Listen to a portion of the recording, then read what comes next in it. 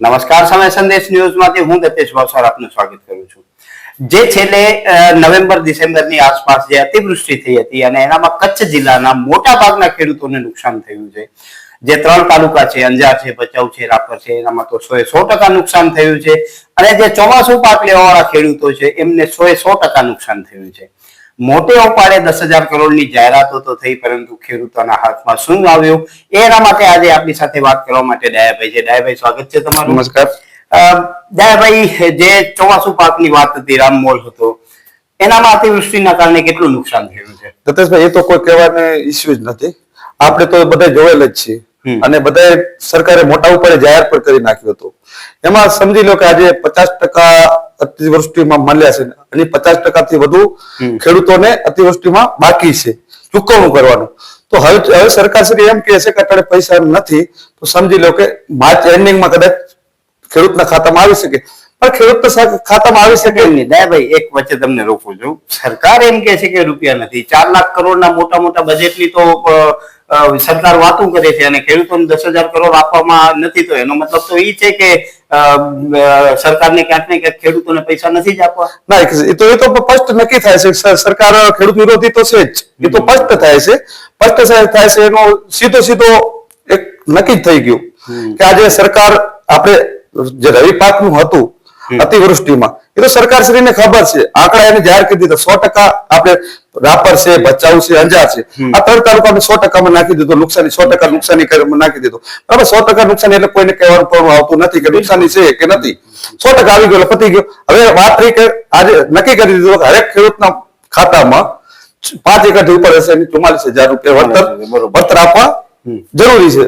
એક વધારે હોય કે ઓછી હોય તો નહીં. જો મળવા પાત્ર લાસ્ટમાં 44,000 છે તો મેક્સિમમ એમાં આવી ગયા છે. એમાં ના નથી, અમુક ખેડૂતોને આવી ગયા છે, 30% ખેડૂતોને આવી ગયા છે અને 70% ખેડૂત એવા છે કે તેમના ખાતામાં હજી 1 રૂપિયો આવ્યો નથી. અને ઉપરથી દત્તેશભાઈ આજે જુઓ છો તમે, હવે આપણે એમાં પડ્યા ઉપર પાટો માર્યો અને આ શું કેવો આપણે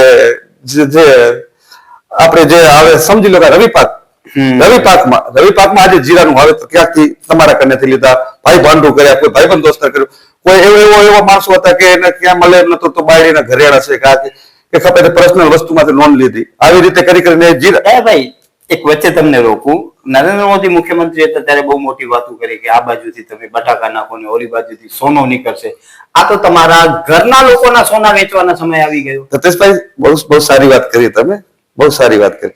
કારણ કે જે તે વખતે જયારે મોદી સાહેબ કહેતા હતા કે આ બાજુ બટેકા નાખો આ બાજુ સોના નીકળે, હવે સોનું કેનું નીકળે છે અને શું નીકળે છે એ તો મારા ખેડૂતો જાણે છે. સાચી વાત છે. અને મોદી સાહેબ ને સોનું કાઢવું હશે તો એ સોનું કાઢે છે, એમાં ના નથી. અદાણી અંબાણીના સોના બનાવે છે, પણ આને ખેડૂતોને શૂન્ય કરી નાખ્યા. આજે સમજી લો કે મેં કોઈ વડીલ પાસે સાંભળેલું કે તમે 1 મણ જીરો વેચી આવો એટલે 1 તોલો સોનું લઈ આવો.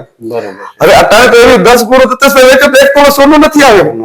તો હવે આજે ખેડૂતને કરો શું એના દીકરા નહીં પહેરાવાના થાય. હવે આપણે કહીએ છીએ કે ખેડૂતના દીકરાને છોકરીઓ નથી મળતી. દત્તેશભાઈ, તમે વિચારો, હવે એક 60 ની આજુબાજુનો સોનાનો ભાવ છે અને આજે ખેડૂતનો શું ભાવ છે? આજે જીરા આખો પાક સમજી લો કે નિષ્ફળ. જો પહેલા આવ્યો આપણે નીલા સુકારામાં કોઈ પણ બચી ગયા જીરા, તો હાલે વાયરસ હોય કાળી ચરબીમાં 100% જીરું નિષ્ફળ છે. છતાંય આજે ભાવ નથી. આજે સમજી લો કે 40 કિલોના ભાવ 10,000 રૂપિયા છે. તો આજે એ પ્રમાણમાં જો સોનાના ભાવને વેચવા જઈએ ને, જો તુલના કરવા જઈએ ને, તો આજે 40 કિલો જીરોનો ભાવ 60,000 રૂપિયા હોવા જોઈએ. તેને અત્યારે 10,000 રૂપિયા છે. તો દત્તેશભાઈ, શું કરશે ખેડૂત?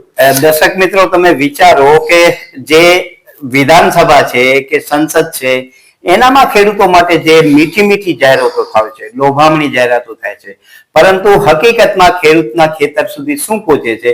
જેટલો ઊંટના મોઢામાં જીરું આવે એટલી જ સરકારની સહાયતાઓ ખેડૂત સુધી પહોંચે છે. ડાયાભાઈ, તો હવે આ પાકનું નુકસાન થયું, હવે પાક તો તમે નાખી નથી શકવાના. નવા પાક માટે તમે કહો છો તમારી પાસે હતા એ દાગીના વેચાઈ ગયા, તો 2022માં તમારી આવક ડબલ થવાની હતી. આ તો તમારા ઘરના ઘરે એ તો આવક ડબલ થવાની હતી કે શૂન્ય થવાની હતી એ તો મોદી સાહેબ જાણતા હતા. એને શું મનમાં હતી આપણને ખબર નથી. જે માણસે જે સંસદના પગથિયે ચડતી પહેલા દંડવત પરિણામ કરીને અંદર ગયેલા ત્યારે કહેવાય મારા ખેડૂતો તમે ચિંતા ના કરો, હું સંસદના પહેલા જ સત્રમાં ખેડૂતનું કામ કરીશ. પણ આજે એવા તો સત્ર દત્તેશભાઈ કેટલા ગયા છે, લગભગ 12-13 વર્ષ થવા આવ્યા. આજે સત્રમાં એને ટાઈમ નથી મળ્યો ખેડૂતોને ડબલ બમણી કરવા, આવક બમણી કરવા માટે. આવક બમણી તો ઠીક છે, દોઢી નથી થઈ. દોઢી થઈ એ વસ્તુ બરાબર છે, દોઢી થઈ, નીચે પણ દોઢી થઈ, ઉપરથી નહીં. તમે વિચારો કે ખેડૂતની આવક ડબલ કરવાની મોટી મોટી વાતો થઈ હતી, બહુ મોટા ઉપાડે જાહેરાત થઈ હતી, પરંતુ ખેડૂતોની આવક ડબલ નથી થઈ, પણ ખેડૂતોના ખર્ચ ડબલ થઈ ગયા છે.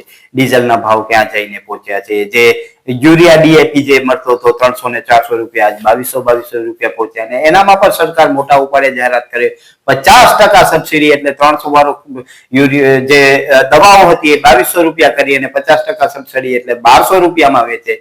તોય પણ ખેડૂતો માટે 3 ગણા એ દવાઓના ભાવ થયા. આ પરિસ્થિતિમાં જો આપણે એમ વિચારતા હોઈએ કે ગુજરાતનો યુવાન ખેતી તરફ જશે, તો એ આપણે પોતાને જ છેતરી રહ્યા છીએ, કેમ કે એ યુવાન હવે ખેતી તરફ વળવાનો નથી. ડાયાભાઈ, તો આ કન્ડિશનમાં તો ધીમે ધીમે ખેડૂતો ઓછા થાય છે, ખેતીની જમીન ઓછી થાય છે, તો ખાસું શું? ગાડીઓ, કોમ્પ્યુટર ખાસું, મોબાઈલ, એ જ મુદ્દા ઉપર આપણે જઈએ તો આજે સમજી લો કે હું જ્યારથી ખેતી કરવા માંડ્યો ને, જે તે વખતે સમજી લો કે એક બોટલ આપણે લઈ જતી તો 200-250 રૂપિયામાં પતી જતું. 200-250 રૂપિયાની બોટલ આવતી. આજે એ બોટલ તમે લેવા જાઓ તો 6000 થી ઉપરના ભાવ છે. તો તમે સમજી શકો છો, તેથી જીરાના ભાવ 5000 રૂપિયા હતા, 5000 રૂપિયા હતા અને બોટલના 200 રૂપિયા હતા. આજે બોટલના 6000 રૂપિયા અને જીરાના 9000 થી અંદર ભાવ. તો તમે સમજી શકો છો કેની આવક બમણી થઈ છે અને કેની આ થઈ છે. અને હવે મુદ્દો એ કે હવે ખેડૂત શું કરશે?